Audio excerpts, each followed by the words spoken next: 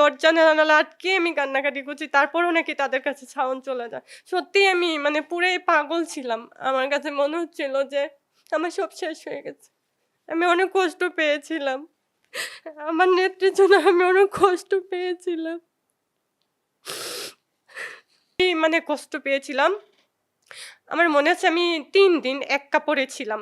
আমি খাইনি, আমার কোনো খিদা ছিল না। আমি খাইনি, আমি শাওয়ার নিইনি। আমি মানে কেমন জানি একটা পুরাই পাগলের মতো ছিলাম।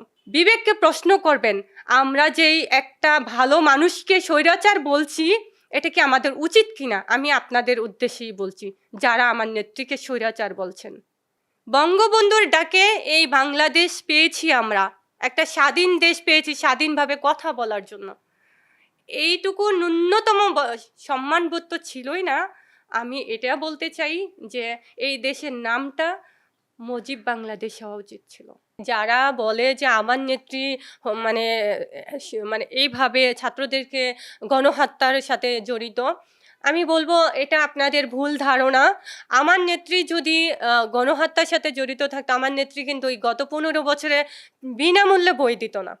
আমার কাছে মনে হয় যে আমরা এত অকৃতজ্ঞ জাতি, এত অকৃতজ্ঞ আমরা, যে মানুষটা আমাদেরকে ভালো রেখেছে, ভালো রাখার জন্য এত চেষ্টা করেছে, তাকে আমরা কি ধরনের অসম্মান করেছি।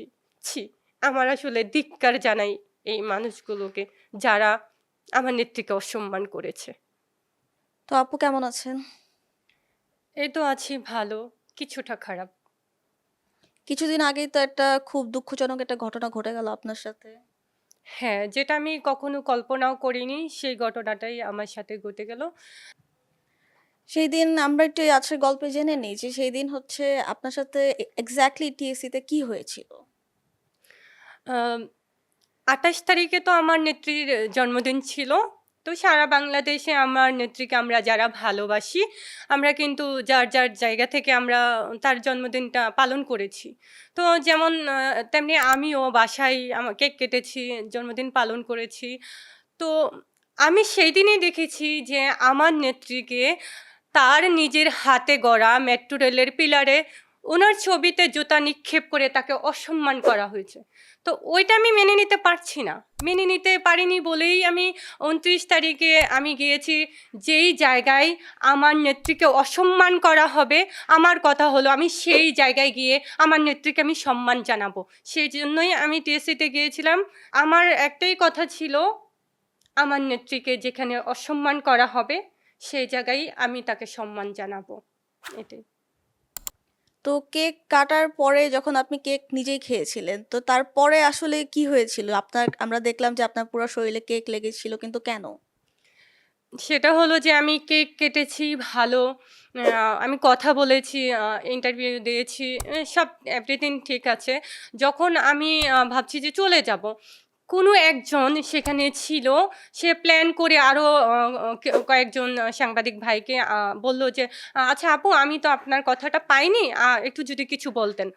তখন আমি তো জানি যে ওই জায়গাতে ২৯ তারিখে কিন্তু শিবিরের আন্দোলন ৪টা থেকে আন্দোলন শুরু হবে। তো আমি ওখানে কিন্তু ৩:৩০ বাজে, তখন ওই সময়টা আমি ছিলাম। তো আমি জানি যে এখান থেকে খুব দ্রুত যেতে হবে, কারণ কোনো একটা সমস্যা হতে পারে। এটা কিন্তু আমি আগে থেকেই মনে হয়েছিল। তো আমার কথা হলো আমি চলে যাব। সে আমাকে গিয়ে বলল যে, উম "এত বছর কি আপনি কি অন্ধ ছিলেন?"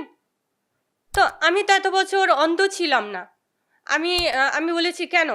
তো আমি জানি যে ওখানে সমস্যা হবে, এজন্য আমি বার্গেন করিনি। আমি চলে আসছি। এ এর মধ্যে কিছু অ আ ওখানে যে টোকাই টাইপের যে ছেলেরা থাকে, তাদেরকে ডেকে নিয়ে আসলো। মানে ইশারা দিল। এটাও আমি বুঝতে পারছি। তো তারপর আমি কিছু বলিনি। তো বলল যে, "আপু, কেকটা একটু আরেকবার কাটি আমরা।" তো এটাও কিন্তু তার প্ল্যান ছিল। তো আমি আরেকবার যখন কেক কাটতে শুভ, শুভ, শুভ আমার নেত্রীর জন্মদিনের কথা বলছি, এর মধ্যেই একজন বলে উঠলো, এক টোকাই বলে উঠলো যে, আ "শুভ, শুভ, শুভ দিন স্বৈরাচারের জন্মদিন।" তখনই আমি রেগে গেলাম। কেন? আমার নেত্রীকে স্বৈরাচার বলবে কেন? উনি তো স্বৈরাচারী ওরকম কোনো কিছুই করেনি।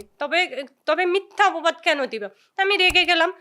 তখনই দেখলাম যে আমি এখানে থাকা আমার উচিত না, আমি চলে যাই। আমি যখন চলে আসছি, আমি শুনতে পাই, আমি এখন খারাপভাবে বলতে হবে, সে রাজাকারের বাচ্চা বলে যে, "এই কেকটা নিয়ে ওর মুখে ছুঁড়ে মার।" তো তো আমি রিক্সায় উঠে যাচ্ছিলাম, তখনই কিন্তু শুরু হয়ে গেল। পুরো বাংলাদেশের মানুষ বলছে সে স্বৈরাচার। সেখানে আপনি কেন বলছেন না যে সে স্বৈরাচার? আপনি সেটার বিরোধিতা কেন করছেন? আমার নেত্রীকে কেন স্বৈরাচার বলবো? আপনি বলেন, কেন বলবো? এই গত ১৫ বছরে কি আপনারা দেখেছেন যে কোনো পা-হারা নবজাতক শিশুর বাবাকে নির্মমভাবে হত্যা করেছে? গত ১৫ বছরে কি আপনারা দেখেছেন যে কোনো একজন শিক্ষককে অসম্মান করা হয়েছে? গত ১৫ বছরে আপনারা দেখেছেন? তা কিন্তু হয়নি। গত ১৫ বছরে শুধু কি হয়েছে? উন্নয়ন হয়েছে। তাহলে কেন আমি আমার নেত্রীকে স্বৈরাচার বলছে এটা আমি মেনে নিব? কখনোই তো না। এটা তো পসিবল না। কিন্তু কিছুদিন আগে যে ছাত্রদের উপর হামলাটা হলো, সেখানে তো অবশ্যই আমাদের নেত্রীর কিছু তো দোষ ছিল। তো সেই ছাত্রদের উপর হামলা নিয়ে আপনি কি বলতে চান? আপনি তো বলেছিলেন যে আপনার একটা কথা ছিল যে কোনো ছাত্রকে সে হত্যা করেনি। কিন্তু আসলে তো ছাত্রদের উপর অনেক হামলা হয়েছে এবং হত্যাও হয়েছে। এই বিষয়ে কি বলতে চান? আমি এই বিষয়ে বলতে চাই, যারা বলে যে আমার নেত্রী মানে মানে এইভাবে ছাত্রদেরকে গণহত্যার সাথে জড়িত, আমি বলবো এটা আপনাদের ভুল ধারণা। আমার নেত্রী যদি গণহত্যার সাথে জড়িত থাকতো, আমার নেত্রী কিন্তু ওই গত ১৫ বছরে বিনামূল্যে বই দিত না, আর ছাত্রদেরকে পড়াশোনা করার এত সুযোগ সুবিধা দিত না। তাহলে উনি কি করে গণহত্যাতে জড়িত হবে? কিভাবে উনি বলবে যে হ্যাঁ মেরে ফেলো? উনি কখনোই তো এটা করতে পারে না। এটা কেন সাধারণ মানুষের মাথায় ঢুকে না যে এটা একটা পরিকল্পনা ছিল, এটা একটা প্ল্যান ছিল, চক্রান্ত? এটা কেন আসে না? এটা বলেন। তারপর কালকে একজন সাংবাদিক হয়তো আপনাকে প্রশ্ন করেছিল যে আপনি কি কেকটা সে কাটতে এসেছেন, যে আপনি কি আবার মানে লাইমলাইটে আসতে চান কিনা, এই জন্য। এই প্রশ্নের জবাবে আপনি কি উত্তর দিতে চান? এই প্রশ্নের জবাবে আমি বলতে চাই, এমন ধরনের কোনো কিছুই না যে আমি এটা দিয়ে আমার ভাইরাল হতে হবে, আমাকে কিছু করতে হবে, সেটা না। কারণ আমি আমার মন থেকে ভালোবাসি আমার নেত্রীকে। আমি আমার মানে অন্তর থেকে আমি তাকে ধারণ করি, লালন করি। আমি যখন দেখেছি আমার নেত্রী চোখ মুছতে মুছতে গণভবন থেকে যাচ্ছিল, তখন মনে হয়েছিল যে জেগে উঠতে হবে, আমি আমার নেত্রীর পক্ষে কথা বলতে হবে। আমার কাছে মনে হচ্ছিল যে আমার নেত্রী যখন চোখ মুছতে মুছতে বের হয়ে যাচ্ছিল, ওই মুহূর্তে মনে হয়েছিল যে আমার কোনো কিছু নাই, আমার সব কিছু হারিয়ে গেল। আমি এতটাই মানে কষ্ট পেয়েছিলাম। আমার মনে আছে আমি ৩ দিন এক কাপড়ে ছিলাম। আমি খাইনি, আমার কোনো খিদা ছিল না। আমি খাইনি, আমি শাওয়ার নিইনি। আমি মানে কেমন জানি একটা পুরাই পাগলের মতো ছিলাম। কারণ আমার কান্না সবাই দেখেছে, সবাই জানে যে আমি কতটা কষ্ট পেয়েছি। আমার কাছে মনে হচ্ছিল যে আমার পৃথিবীতে কোনো কিছু নাই। আমি এতটা কষ্ট পেয়েছিলাম। আমি মানে হাউমাউ করে কাঁদছিলাম। আমার কাছে আমি আশপাশের মানুষ এসে বলছে আমি এত কান্নাকাটি কেন করি? আমার সাথে খুব মানে খারাপ বিহেভ করেছে। আমি দরজা জানালা আটকে আমি কান্নাকাটি করছি। তারপরেও নাকি তাদের কাছে সাউন্ড চলে যায়। সত্যিই আমি মানে পুরাই পাগল ছিলাম। আমার কাছে মনে হচ্ছিল যে আমার সব শেষ হয়ে গেছে। আমি অনেক কষ্ট পেয়েছিলাম। আমার নেত্রীর জন্য আমি অনেক কষ্ট পেয়েছিলাম। আসলে আমার কাছে মনে হয় যে আমরা এত অকৃতজ্ঞ জাতি, এত অকৃতজ্ঞ আমরা, যে মানুষটা আমাদেরকে ভালো রেখেছে, ভালো রাখার জন্য এত চেষ্টা করেছে, তাকে আমরা কি ধরনের অসম্মান করেছি। ছি! আমার আসলে ধিক্কার জানাই এই মানুষগুলোকে, যারা আমার নেত্রীকে অসম্মান করেছে। মানুষ যে, তাহলে আপনি জনগণ যারা স্বৈরাচার বলছে তাদের জন্য আপনি কি বলতে চান?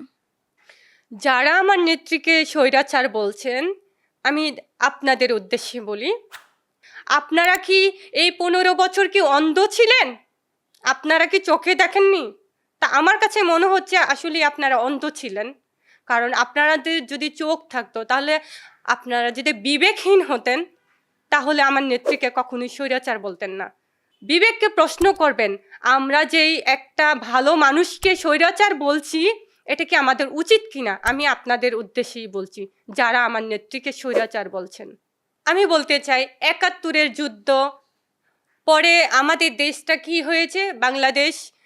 বাংলাদেশ নাম কেন হয়েছে? আমি এটা বলতে চাই, মুজিব বাংলাদেশ।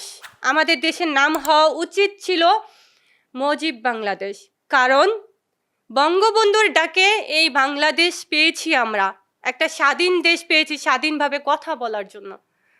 এইটুকু ন্যূনতম সম্মানবোধ তো ছিলই না। আমি এটা বলতে চাই যে এই দেশের নামটা মুজিব বাংলাদেশ হওয়া উচিত ছিল। আর কেউ আসুক বা না আসুক, আমার একটাই কথা, বাংলাদেশের একজন মানুষও যদি রাজপথে না নামে আমার নেত্রীর পক্ষে, তখনও আমি একাই নামবো। বাংলাদেশের একজন মানুষও যদি আমার নেত্রীর পক্ষে কথা না বলে, আমি একাই কথা বলবো। আমি কথা বলতে চাই আমার নেত্রীর পক্ষে। আমি বলতে চাই আমার রক্তে আছে আওয়ামী লীগ। আমি বলতে চাই জয় বাংলা, জয় বঙ্গবন্ধু। তার নেত্রী শেখ হাসিনাকে নিয়ে অনেক কথা বলেছে। আমি ফারজানা মাহফুজা, দেখছেন বার্নাবি নিউজ। লাইক, কমেন্ট এবং সাবস্ক্রাইব করে সাথে থাকুন।